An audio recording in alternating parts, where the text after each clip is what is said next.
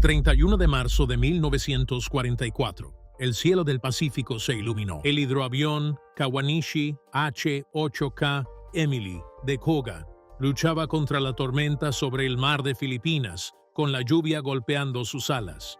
Dentro estaba la mente naval más brillante de Japón, el elegido para seguir el legado de Yamamoto, muerto el año anterior. En el maletín de Koga había documentos secretos que ni los altos mandos conocían. El Plan Z, plan de Japón para defender su imperio y aplastar el avance americano. Debía ser el plan que cambiaría el rumbo de la guerra. Pero, entre truenos y sacudidas, el destino intervino. A las 22:15, un rayo impactó el motor de estribor. El avión viró en picada y desapareció. Nadie en Tokio supo qué pasó. La desaparición del almirante se trató como secreto de Estado.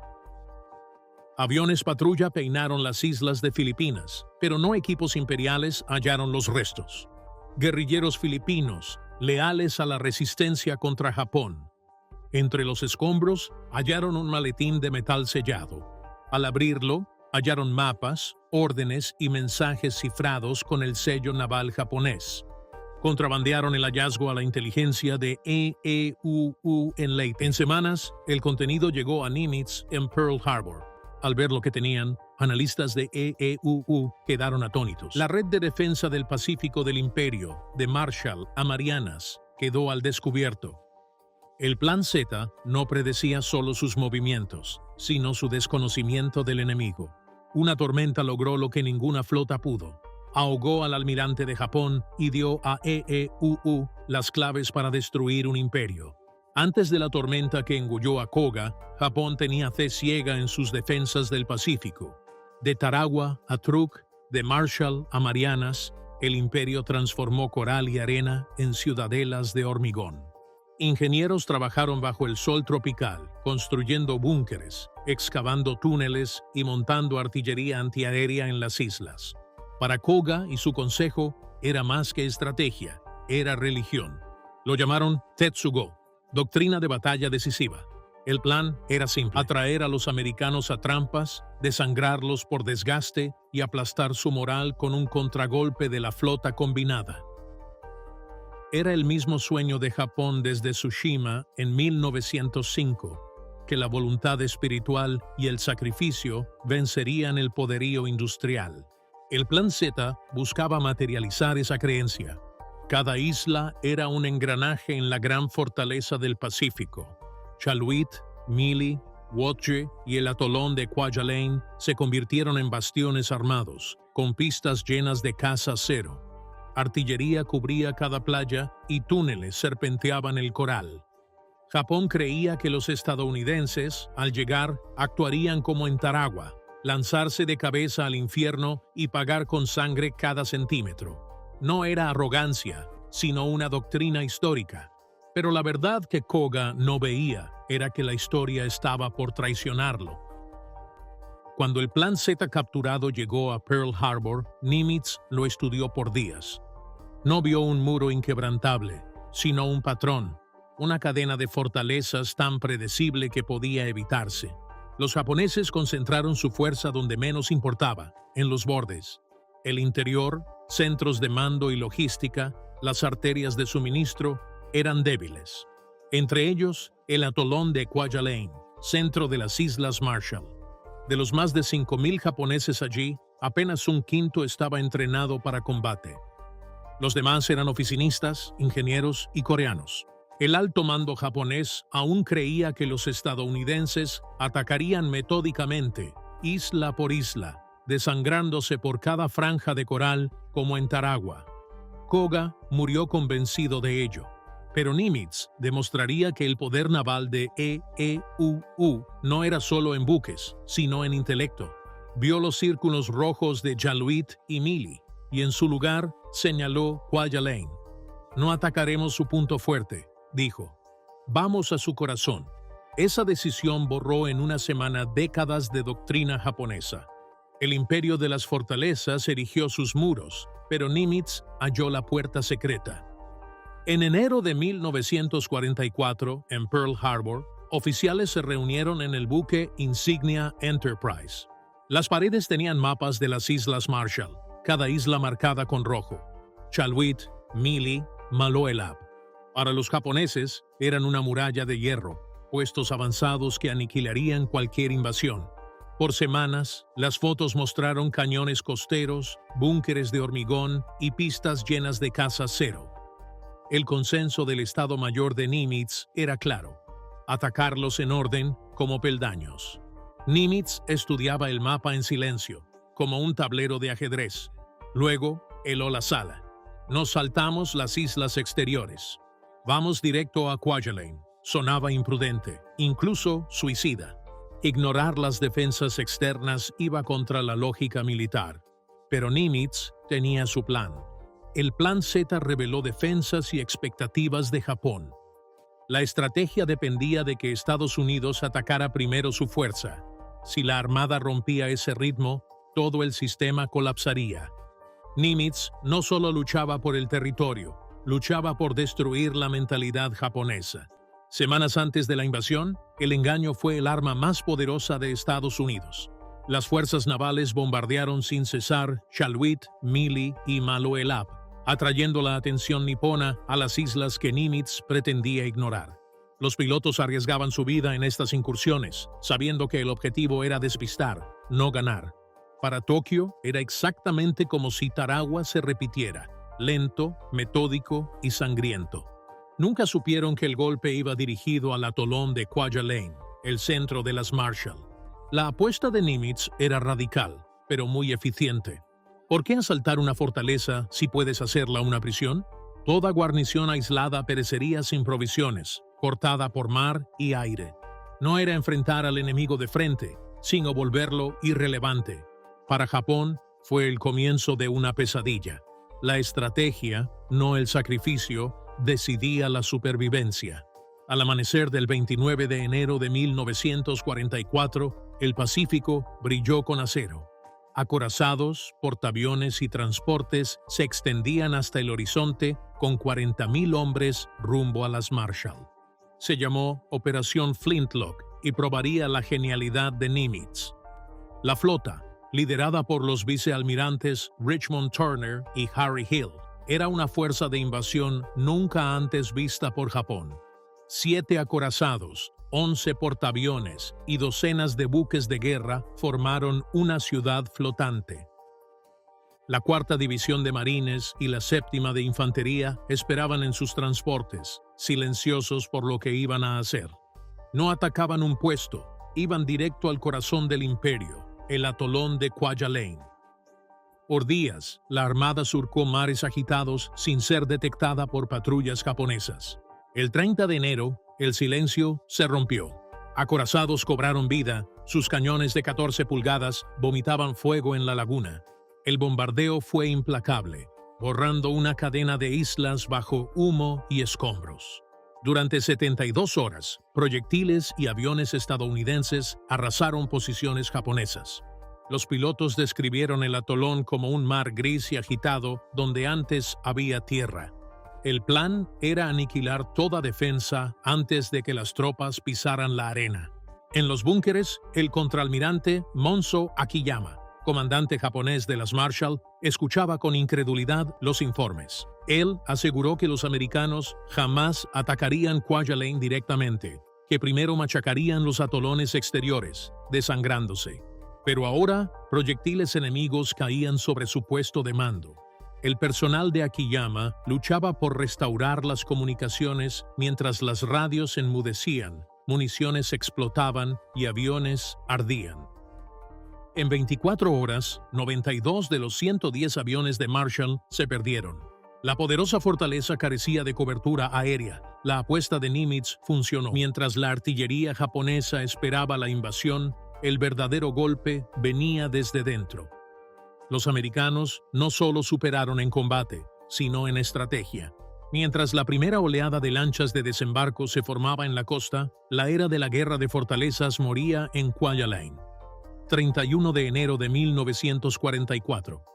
El Pacífico amaneció rojo. Por la laguna de Kwajalein, cientos de lanchas americanas flotaban en formación. Los acorazados abrieron fuego, martillando las playas con furia coordinada. El trueno de los cañones navales resonó como una tormenta. 7.000 toneladas de proyectiles en una mañana. Polvo y llamas cubrían el horizonte. Los infantes de la 4ª División y soldados de la 7ª de Infantería empuñaron sus fusiles esperando la orden. Llegó la señal. Desembarquen. Al avanzar, artilleros navales desviaron el fuego a tierra, creando una cortina de acero. Las lanchas de desembarco chocaron en las playas de Kwajalein. Los hombres se adentraron en un páramo de humo, coral y hormigón. Los árboles hechos astillas. El aire olía a pólvora y aceite quemado. Los americanos esperaban fuego, ametralladoras, morteros, francotiradores. La resistencia, dispersa, quedó aturdida por días de bombardeo.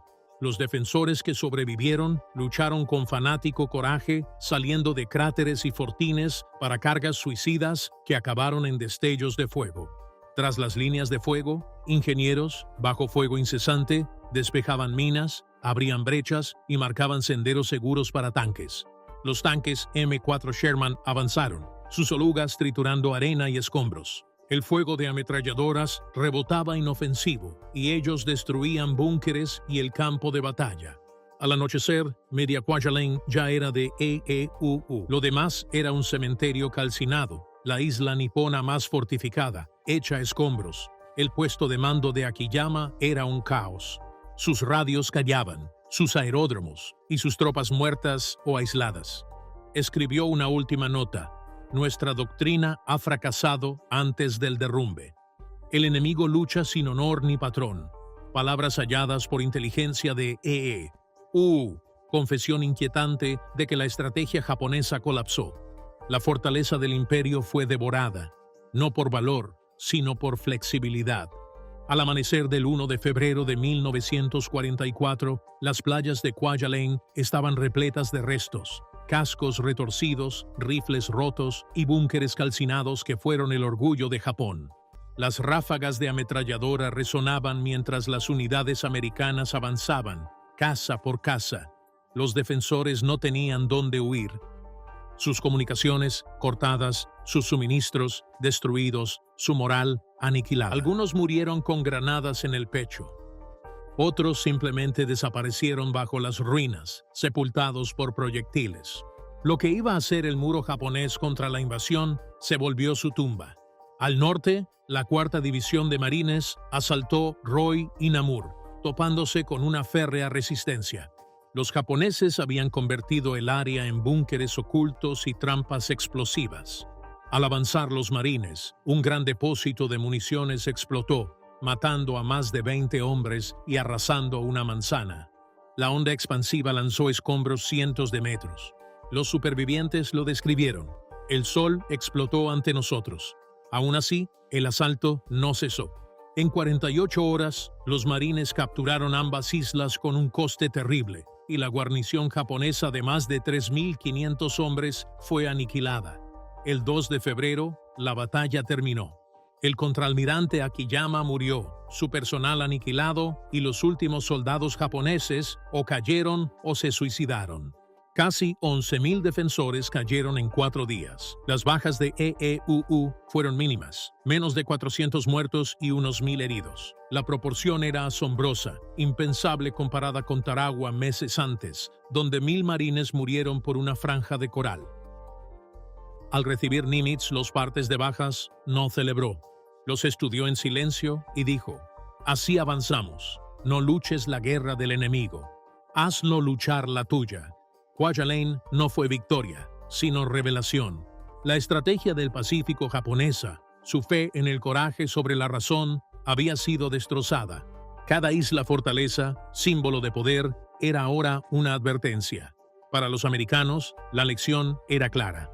En la guerra, el ingenio siempre vencía a la osadía. Para Japón, aprender esa verdad supuso 11.000 muertos. 4 islas perdidas y la muerte de la ilusión del imperio. Las fortalezas no cayeron por falta de valor en sus soldados. Cayeron porque el coraje por sí solo ya no ganaba guerras. Al cesar los combates en la laguna de Kwajalein, los supervivientes afrontaron las desoladoras consecuencias. Las playas de coral blanco, ennegrecidas por ceniza y petróleo. El humo flotaba perezosamente mientras ingenieros americanos limpiaban minas y contaban cuerpos. Lo que hallaron los aturdió. Unidades japonesas en posición de tiro, armas en mano. Cada soldado muerto o quemado en su puesto. Pocos se rindieron. De los casi 11.000 defensores, solo unos cientos fueron hechos prisioneros, heridos o inconscientes. Fue una masacre nacida de la doctrina. Sus comandantes exigieron morir antes que rendirse y obedecieron. Para los supervivientes, la devastación era incomprensible. Los marines de Tarawa no creían que la batalla terminara tan rápido. Fue luchar contra fantasmas, dijo un sargento. Eran valientes, pero vencidos antes de desembarcar. Mientras los médicos retiraban a los heridos, otros enterraban a los muertos bajo el sol abrasador. El calor era insoportable. El olor a humo, putrefacción y mar se les pegó por días. Cada trinchera fue una fosa común, cada montículo con cruces de madera. Mientras tanto, en las islas Marshall restantes, como Jaluit, Mili, Wote y Maloelap, casi 10.000 soldados japoneses todavía ocupaban sus puestos, esperando un ataque que nunca ocurriría. Nimitz no pensaba malgastar hombres en esas islas, sino que las aisló completamente. Se cortaron los suministros y las comunicaciones. Las orgullosas guarniciones quedaron aisladas, muriendo de hambre en el vasto océano. Durante el siguiente año, miles murieron por enfermedad y hambre. Para el alto mando japonés, los informes de Kwajalein eran casi inaceptables. La guerra de fortalezas, esencia de la estrategia imperial, fracasó. Los soldados, quienes creían ser el muro de acero del Pacífico, desaparecieron en menos de 100 horas. Un general susurró: «Construimos fortalezas, pero el enemigo, fantasmas». Kwajalein demostró a los americanos un nuevo tipo de guerra, de movimiento, engaño y precisión. La era del valor terminó. Comenzó la del cálculo.